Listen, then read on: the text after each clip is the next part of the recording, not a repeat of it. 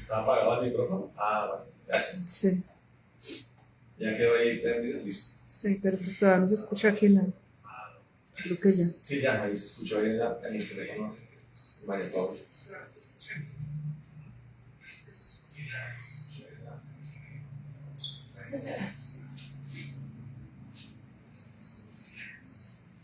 Bueno, bendito sea el Señor, amén.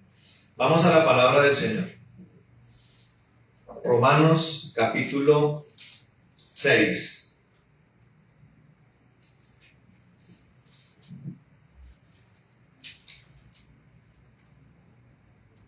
Capítulo 6, versículo 19. Capítulo 6, versículo 19. Bueno.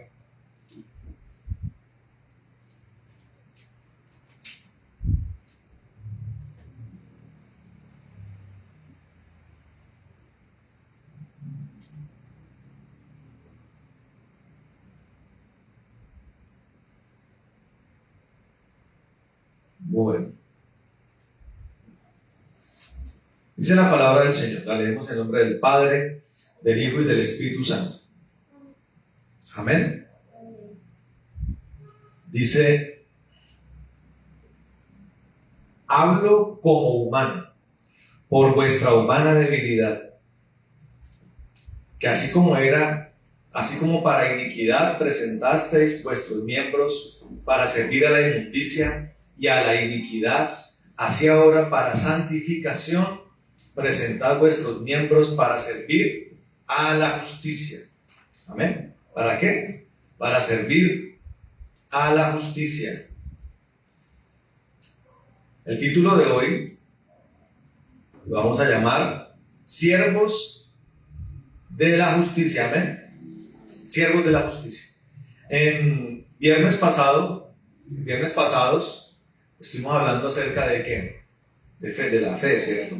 Y la explicábamos a partir de la promesa que Dios le hace a Abraham de algo superior, que inspira a Abraham a creerle a Dios y a comenzar a hacer lo que le corresponde a él, ¿cierto? Y entendíamos entonces, así, resumiéndolo grandemente, que nosotros tenemos que permitir que Dios nos inspire, que venga su revelación y que nos dirijamos a que hagamos lo que nos corresponde a nosotros, como la obra consecuente a la fe que debemos tener en Jesús. Amén. Pero ahora pasamos a un tema que se llama siervos de justicia. Sí, aquí el apóstol Pablo está diciendo en la palabra que antes, en nuestra debilidad, ¿a qué servíamos? ¿Éramos siervos de qué? Porque muchas veces uno habla con las personas que tienen un espíritu contencioso y de anarquía, y ellos aseguran que no les sirven a nadie. Pero cuando a nosotros nos es revelado lo espiritual, comprendemos que no hay opción sino servir a las tinieblas o servir a Dios. Amén. A servir a las tinieblas y al pecado o servir a Dios. No hay puntos medios. No puedo decir no sirvo a Dios, pero tampoco sirvo al diablo. No puedo decir sirvo al diablo, pero no puedo decir sirvo al diablo y sirvo a Dios. No puedo decir eso. O sirvo a Dios o sirvo al diablo y a las tinieblas. Aquí dice que éramos presos de una humanidad débil, ¿cierto? Muchas veces, el pastor Antonio también lo ha enseñado, ha hablado acerca de lo distorsionado que está el concepto de la persona de carácter, ¿no? Entonces, hay una persona por ahí brava a la que no se le puede decir nada, contesta mal, es hostil, es irascible, es irritable, y nosotros creemos que esa persona peleona, contenciosa, que no se deja de nadie, es una persona de carácter, ¿no? Pero hemos comprendido a través de la palabra que la persona de carácter es la persona que es todo lo contrario, que es pausada, que es calmada, que calcula el tiro, que calcula la respuesta, que tiene mansedumbre, que se controla, que tiene dominio propio, que tiene templanza, ¿cierto? Entonces, el apóstol Pablo está aquí diciendo, habla de los humanos débiles, porque viven bajo gobierno ¿de qué? De la carne. Alguien que vive en el gobierno de la carne es humanamente débil, o es un humano débil, es visto débil delante de los ojos de Dios. Porque sirve para la iniquidad. O sea, el ser humano, al vivir en la carne, al vivir en su debilidad, presenta su vida para la extensión de la iniquidad. ¿Qué es la iniquidad? La prolongación de la tendencia a las cosas malas, a las cosas de las tinieblas. Eso es la iniquidad. Entonces se transmite a partir de los abuelos, de los padres, de los hijos, de los nietos y por las generaciones. Cuando la palabra de Dios dice que Dios visita la maldad hasta tercera y cuarta generación, lo que está diciendo la palabra es que en la medida en que Cristo no intervenga en la vida de alguien, la tendencia se va a proyectar, la tendencia va a seguir. La réplica del pecado se va a reflejar en los hijos, en las generaciones futuras. Entonces el apóstol Pablo dice que nosotros servíamos a la iniquidad en nuestra humana debilidad, servíamos con nuestros miembros, nuestras fuerzas, nuestra mente, a la inmundicia. Entonces nos propone el apóstol Pablo, a partir de esto, que ya no sirvamos más a la maldad. Escuchen esto, muchachos. El apóstol Pablo nos está diciendo, no sirvan más a lo malo. Cuando usted mira a sus 360 grados y lo que va a ver mayoritariamente es la gente sirviendo a la maldad, la gente sirviendo a la lujuria, la gente sirviendo a la borrachera, la gente sirviendo a su furia, a su rabia, la gente sirviendo a la mentira, la gente sirviendo a ver lo que no debe, a hablar lo que no debe, a hablar del que no debe, la gente sirviendo a la trampa, la gente sirviendo al robo, la gente sirviendo al homicidio, a todo tipo de maldad, a la idolatría, a todo lo que es malo, todo lo que es abominable, sirve el hombre. Y el apóstol Pablo dice no más, ahora sirvamos, presentémonos para servir a la justicia, dice. Entonces, para poder entender esto, hermano, las cosas tienen procesos y Dios se ha encargado de establecer esos procesos. Entonces miremos, vámonos un poco al capítulo 5 del libro de Romanos. ¿Está poniendo atención acá? ¿Seguro? Bueno, que les diga, le pregunto y espero que me respondan. Bueno, ¿usted allá también? ¿Y usted? ¿Sí? ¿Está escuchando? Bueno. Pero vámonos al capítulo 5 de Romanos. Versículo 20. Capítulo 5 de Romanos, versículo 20. Dice lo siguiente. Pero la ley se introdujo para que el pecado abundase. Mas cuando el pecado abundó, sobreabundó la gracia. Paremos ahí. Es algo que tiene que entenderse y que gracias a Dios el apóstol Pablo en estos capítulos nos ayuda a comprender debidamente. Ahora, dice la palabra de Dios que la ley se introdujo para que el pecado abundase. Eso suena raro, ¿cierto? ¿Qué está queriendo decir la palabra? Cuando usted piensa, por ejemplo, en los países, cómo se rigen los países, los estados, hay algo muy importante que debe estar allí en el modelo del estado, y es la parte legal. Las leyes son las que rigen el funcionamiento de un país, de un estado. Y las leyes son acuerdos. Rousseau hablaba del contrato social. Eso lo veía uno en el colegio, en la universidad, donde los seres humanos se ponen de acuerdo para vivir en una sociedad. Y en ese acuerdo tiene que haber un área legal, de leyes, donde todos nosotros aprendamos a obedecer esas leyes y a entender que nuestros derechos, escuchen esto, nuestros derechos terminan cuando se invade el de otro. Y que todas esas actitudes y actos deben tener consecuencias. Para el que la cumple, consecuencias buenas. Para el que no la cumple, consecuencias malas. ¿Correcto? Cuando el mundo estaba lleno de violencia en la época de Noé, yo quiero que me pongan atención acá. Suelten los lápices, pongan atención acá.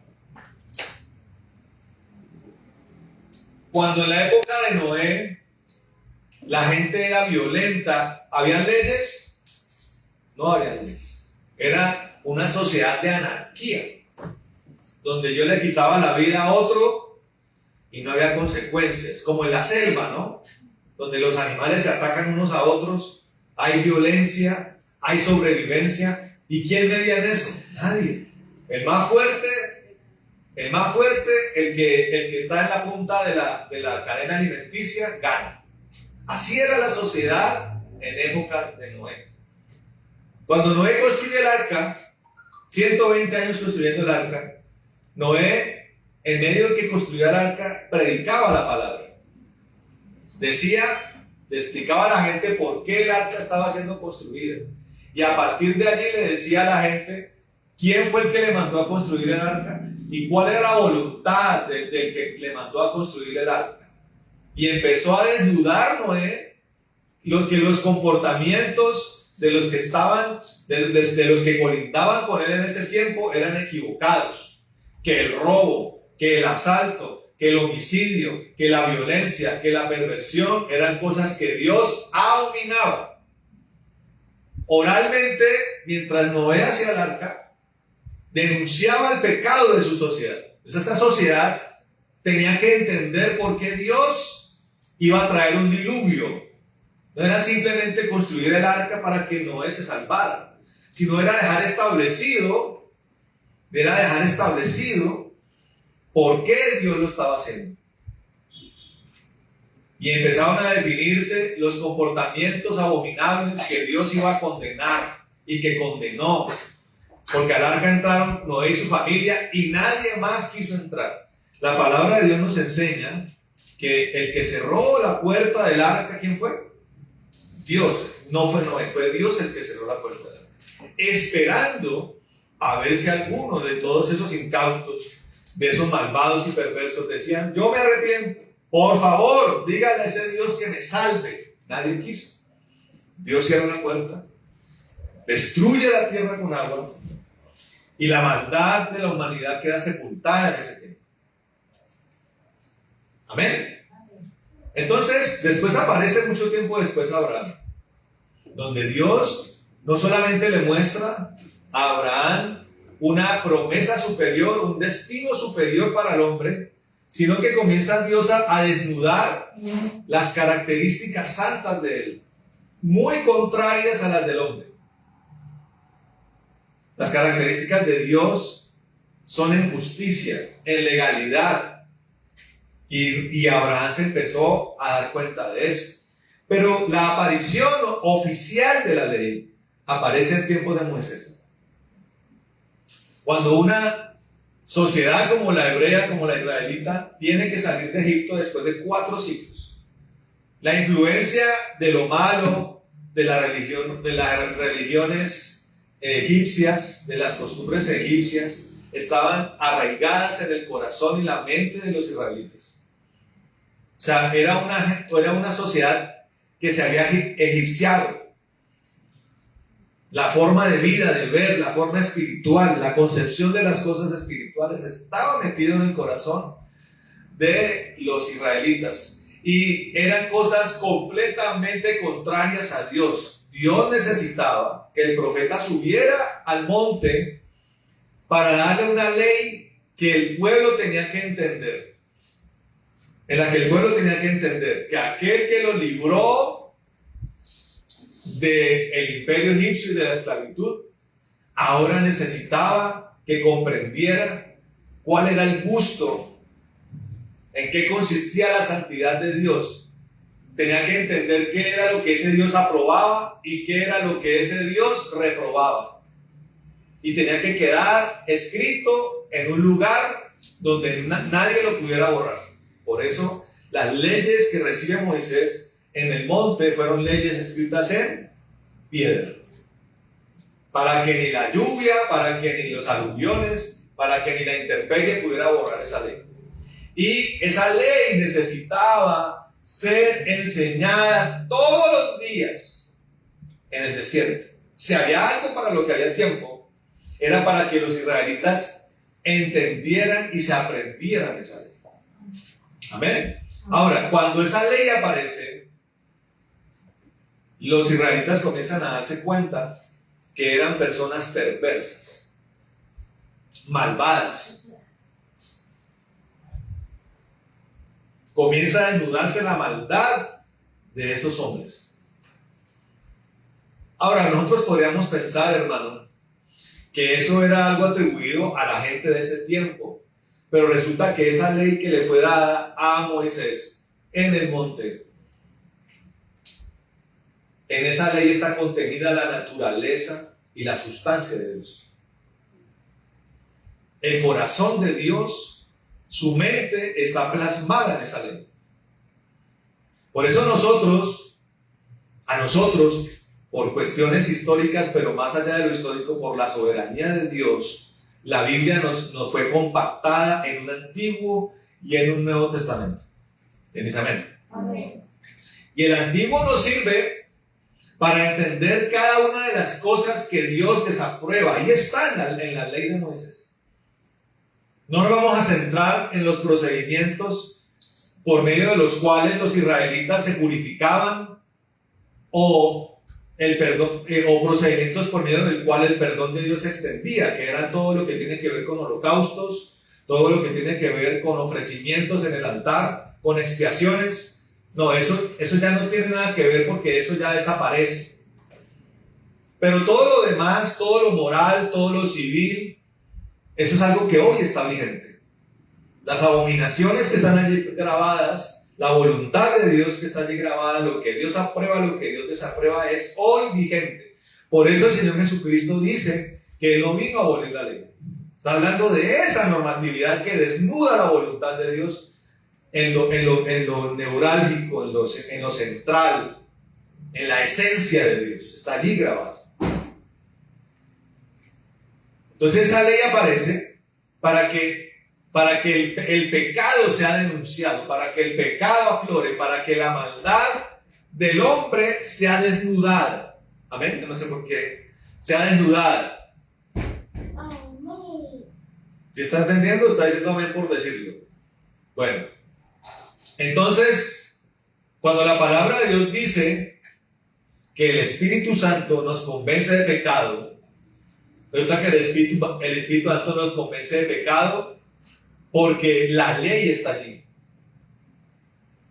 Si la ley no estuviera allí, no habría de qué acusarnos, Dios. Pero como la ley está allí para desnudar el pecado, el Espíritu Santo nos convence de que estamos haciendo lo contrario a lo que la ley dice, a lo que la palabra dice. Y cuando eso pasa, nos damos cuenta que el pecado, escuche esto, el pecado abunda. Amén. Empieza a abundar el pecado. Pero entonces Dios, a través del ofrecimiento que hizo por Jesucristo, va a hacer algo milagroso. Dios se ha dado cuenta que el pecado abunda. Pero Dios ha dispuesto una obra milagrosa, poderosa, para que ahora, por encima del pecado, sobreabunde la gracia, dice la palabra. Como ha sido mucho el pecado que ha abundado en la humanidad, ahora Dios ha dispuesto que haya una gracia que supere a esa abundancia de pecado. Pero aquí tenemos que dejar claro algo, y por eso partimos por el deseo apostólico, que es el deseo de Dios, de que ya no sirvamos más a la inmundicia, sino que sirvamos a la justicia, ¿cierto? Porque podemos decir, bueno, entonces como la gracia va a sobreabundar, entonces podemos seguir pecando. Eso es lo que el hombre malvado puede pensar. Eso es lo que muchos por lo cual muchos han entendido mal el Evangelio. Entonces, por eso el apóstol Pablo dice aquí, comenzando el capítulo 6, dice el apóstol Pablo, porque él nota la reacción espontánea que tiene el pensamiento del hombre, que dice, yo soy pecador, he pecado mucho, ahora Dios ha dispuesto la gracia para que así pequemos mucho, la gracia venga y le gane el pecado. Mire lo que dice el apóstol Pablo, dice, versículo 1, dice, ¿qué pues diremos? ¿Perseveraremos en el pecado para que la gracia abunde? O sea, el apóstol Pablo está preguntando, como Cristo murió, como la gracia vino, entonces podemos seguir pecando.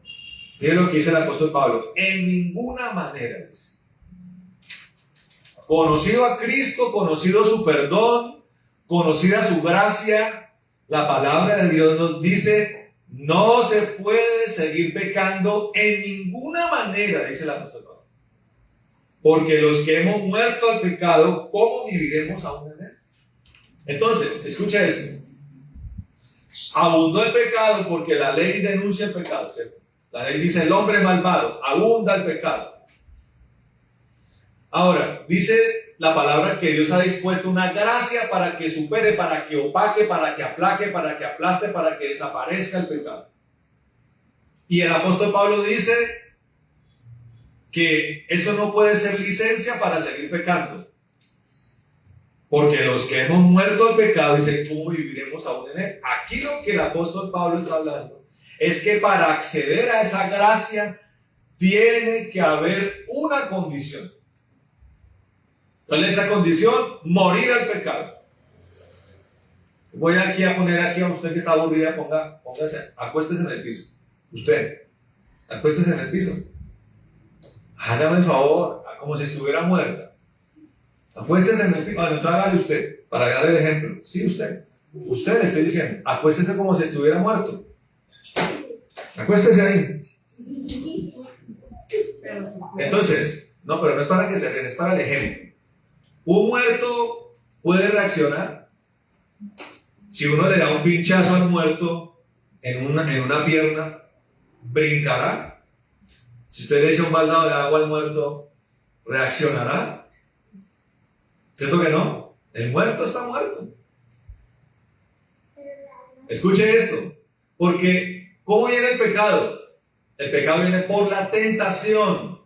El diablo siempre está trabajando y todos sus demonios están trabajando para tentar nuestras vidas. Entonces, cuando venga la tentación, escuchen esto, niños, tengo que hacerme el muerto. Porque cuando estoy muerto, me niego a la tentación. Es como si la tentación pasara de largo, ¿me entiende? Puede pararse ahí. Amén. Dice el apóstol Pablo: si hemos muerto al pecado, o sea, morimos para el pecado. Como cuando un papá le dice al hijo: escuche esto. Cuando un papá se siente ofendido por un hijo rebelde, que ya ha pasado el límite de la tolerancia del papá, ¿qué suele decir muchos papás? Usted para mí está como, está muerto. Es como si la persona hubiera desaparecido, ¿cierto? Cuando la palabra de Dios dice que hemos muerto para el pecado, es como si hubiéramos desaparecido para el pecado. Ya no tenemos comunión con el pecado. Entonces, queremos acceder a la gracia y al perdón de Dios abundante y sobreabundante. Tenemos que morir al pecado, tenemos que decirle al pecado: no más con usted. Amén. Dice, entonces repito, porque los que hemos muerto al pecado, ¿cómo viviremos aún en él? Paremos ahí. Y vayamos otra vez a más adelante en el versículo 21. Miren lo que dice. Dice, pero qué fruto, versículo 20. Dice, porque cuando erais esclavos del pecado, erais libres acerca de la justicia. Amén.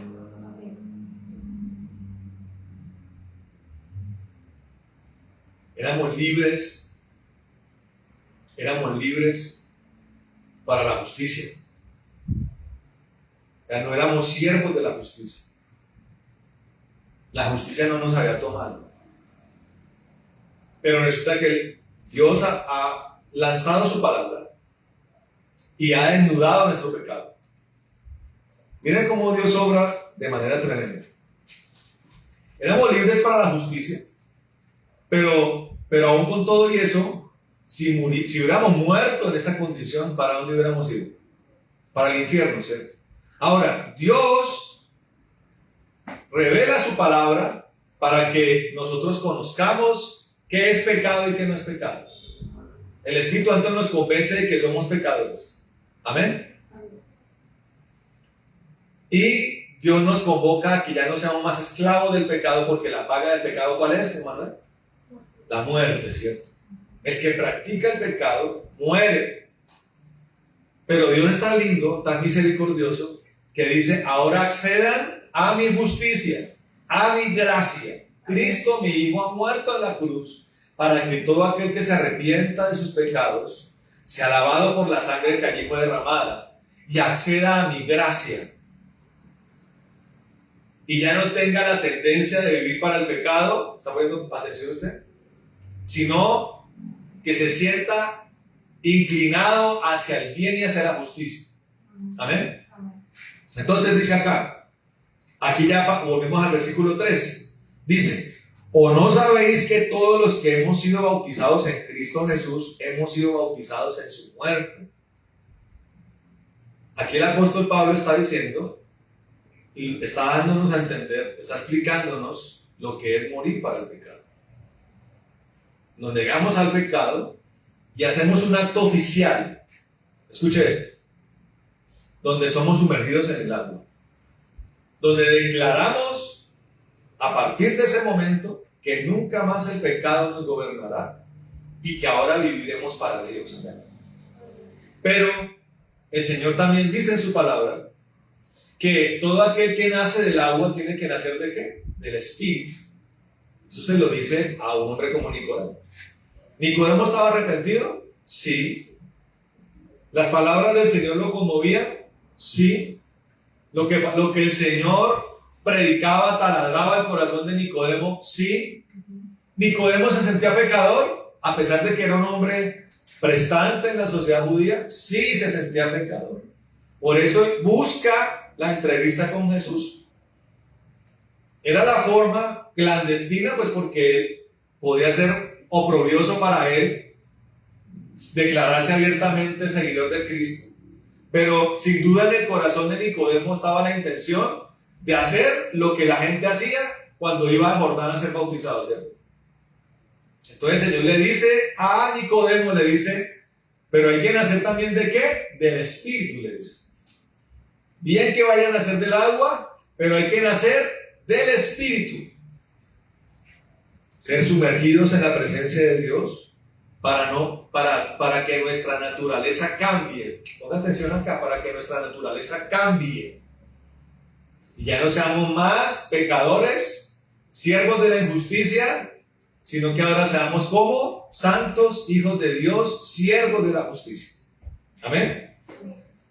Y dice el versículo 4, dice, porque somos sepultados juntamente con Él para muerte por el bautismo. Cuando hablamos del muerto, la cruz del Calvario es el ejemplo máximo de alguien que no puede hacer nada malo, ¿cierto que sí? ¿Cómo puede uno operar clavado en una cruz? ¿Qué capacidad de maniobra tiene alguien que está en la cruz? ¿Qué capacidad ni siquiera de pensar? Alguien que tiene espinas clavadas en su cabeza. ¿Qué capacidad tiene de pensar y dirigirse a lo malo alguien que tiene su espalda destrozada? ¿Qué capacidad para lo malo tiene alguien que tiene clavos de 9 pulgadas clavados en sus manos y en sus pies? Y se está además desangrando y muriendo de dolor. Entonces la palabra de Dios dice, cuando usted es sepultado en las aguas, es sepultado con Cristo. Está muriendo para el pecado, se está identificando con el Señor en la cruz. Está crucificado para el pecado. ¿Sí? Y dice, a fin de que como Cristo resucitó de los muertos para la gloria del Padre, así también nosotros andemos en vida nueva. ¿Queremos resucitar a una vida nueva? Tenemos que morir para el pecado. No hay cabida.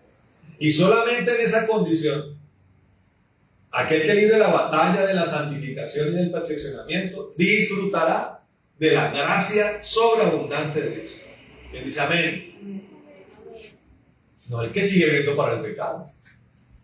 El que sigue viviendo para el pecado entonces gozará, si se puede decir gozará, de las mieles de la desgracia, que solamente pueden ser proporcionadas por el enemigo de Dios, que es el diablo.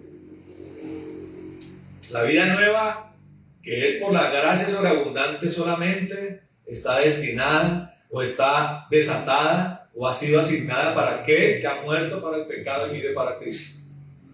Y sigue diciendo el versículo 5, dice, porque si fuimos plantados juntamente con Él en la semejanza de su muerte, así también lo seremos en la de su resurrección. Sabiendo esto, que nuestro viejo hombre fue crucificado juntamente con Él, para que el cuerpo del pecado sea destruido, a fin de que no sirvamos más al pecado. Amén, es oficial eso. Y en eso tenemos que ser determinados y tajantes. No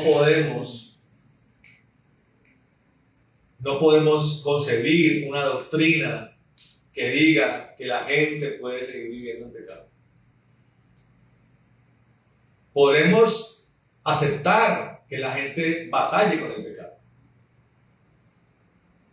Podemos aceptar que la gente tenga un proceso de santificación. ¿Correcto? Un proceso de liberación. Pero no podemos aceptar que en Cristo Jesús alguien crea que pueda seguir viviendo en el pecado. Y le demos un entendimiento equivocado a la gracia. Como sectas lo han hecho. Tranquilo que ya Cristo murió. Ya pecado no hay, así usted peque. Es una cosa hasta filosófica, rara, bizarra. Como ya el pecado no existe, entonces todo lo que usted haga malo ya no se puede llamar pecado. No, pecado es pecado. Obras de la carne son obras de la carne. Obras reprobadas son reprobadas. Aceptamos que la gente lucha por salir adelante con Cristo. Y ayudamos a esa gente. Pero no aceptamos, hermano, gente que no se arrepiente. No aceptamos gente que siga abrazando, abrigando el pecado como un estilo de vida. No es permitido eso. Y sigue diciendo allí. Versículo 12. Miren lo que dice. Dice, no reine pues el pecado en vuestro cuerpo mortal, de modo que lo obedezcáis en sus concupiscencias, ni tampoco presentéis vuestros miembros al pecado como instrumento de iniquidad, sino presentaos vosotros mismos a Dios como vivos de entre los muertos y vuestros miembros a Dios como instrumentos de justicia. Hemos cambiado de trabajo, ¿cierto? Usted ha salido de la empresa de las tinieblas a la empresa de la luz. Entonces, ¿la política cambia? Sí. Ya no podemos ofrecer nuestros miembros, nuestros pensamientos al mal, a maquinar lo malo, ni a lo perverso. Y mucho menos llevar esos pensamientos al cumplimiento de esa maldad. Ahora servimos al Señor. Ahora nuestros miembros deben servir como instrumentos de justicia, dice la palabra. Miren lo que dice el versículo 14. Porque el pecado no se enseñoreará de vosotros, pues no estáis bajo la ley, sino bajo la gracia. Entonces la palabra dice que la ley desnuda el pecado. Y algo tremendo que hace la ley, no solamente desnuda el pecado, sino que despierta, activa la incapacidad del hombre de cumplir la ley bajo sus propias fuerzas. Eso queda allí.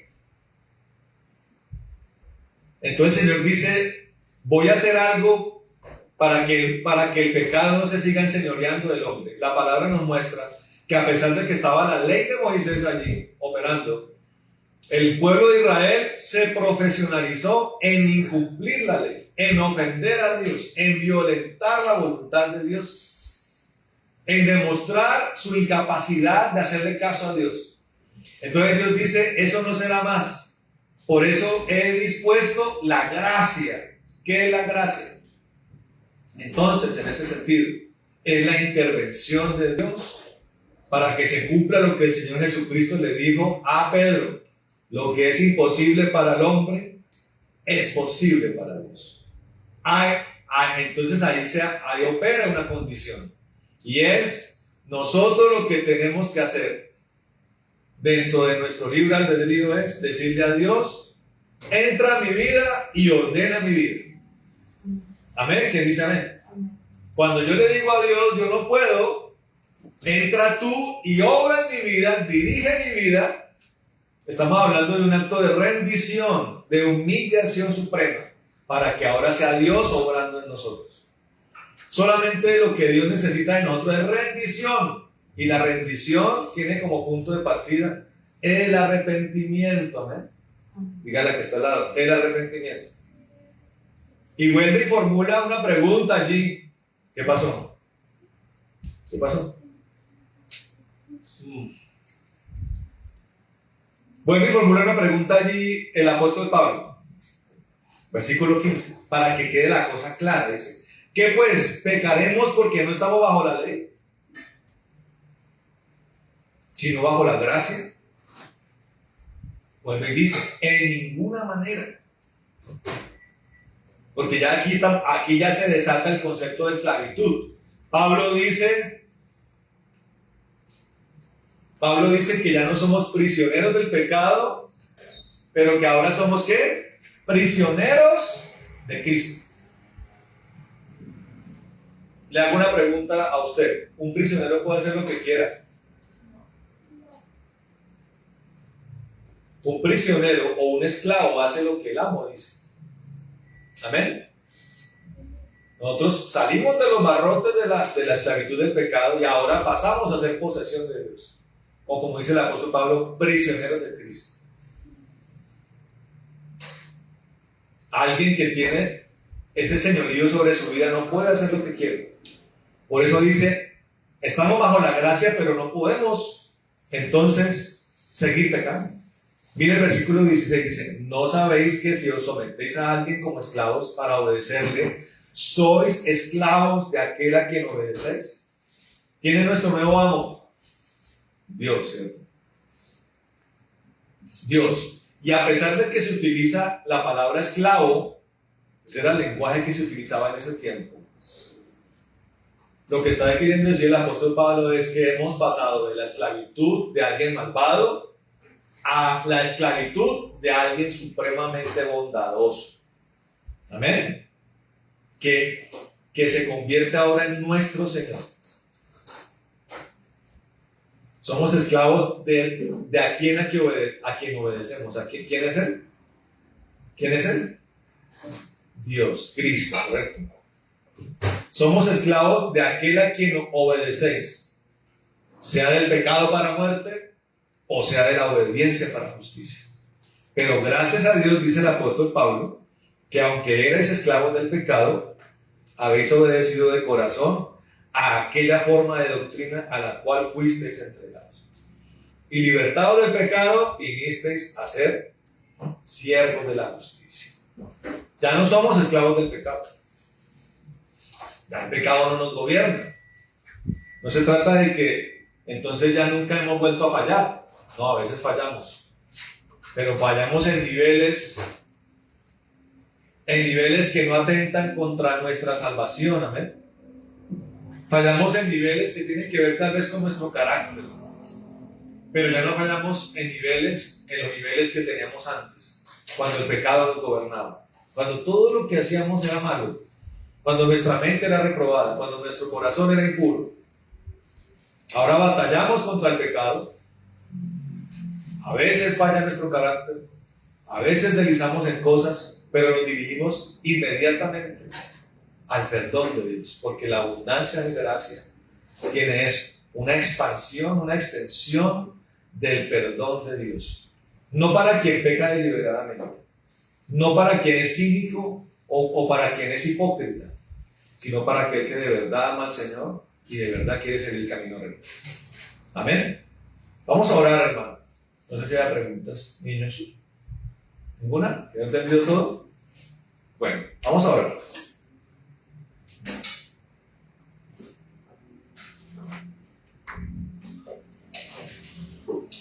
Bueno, Padre poderoso, en el nombre de Jesús, venimos delante de tu presencia, alegres, contentos, Dios, de tu palabra.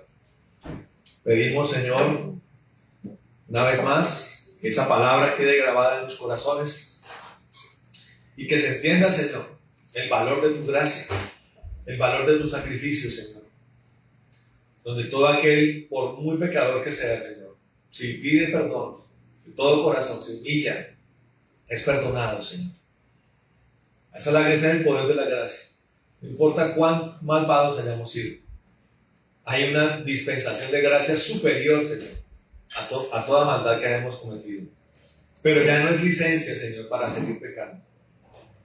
Porque el objetivo de esa gracia, Señor, es que ya no sirvamos al pecado, sino sirvamos al Dios de la justicia, siervos de la justicia. Yo te pido, Señor, que esa palabra quede grabada en los corazones y que rinda un fruto poderoso y rebosante, Señor, al 30 por 1, al 60 por 1 y al 100 por 1, Señor, para tu gloria, honra y alabanza.